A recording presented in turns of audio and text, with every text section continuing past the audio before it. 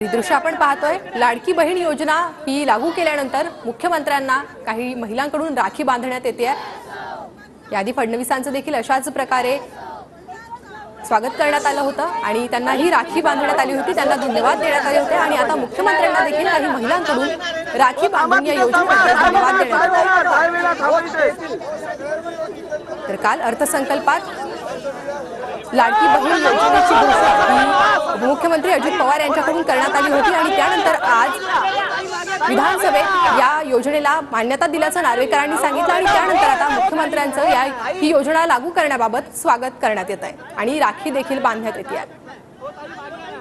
तर मोठ्या प्रमाणात महिला या ठिकाणी जमलेल्या आपण पाहतोय आणि त्यांच्याकडून राखी देखील मुख्यमंत्र्यांना बांधण्यात येते आहे। तर मुख्यमंत्री लाडकी बहीण योजना लागू झाल्यानंतर महिलांचा हा प्रतिसाद आपण पाहतोय। मुख्यमंत्र्यांचे आभार देखील महिलांकडून मानण्यात येत आहेत आणि मुख्यमंत्र्यांना राखी बांधून आनंद या महिला व्यक्त करतायत। तर महिलांकडून मुख्यमंत्र्यांचा सत्कार देखील या ठिकाणी करण्यात आलेला आहे। राज्यात लाडकी बहीण ही योजना मुख्यमंत्र्यांनी लागू केली आणि त्यामुळे महिला त्यांना राखी बांधून त्यांचं स्वागत करून धन्यवाद देत आहेत।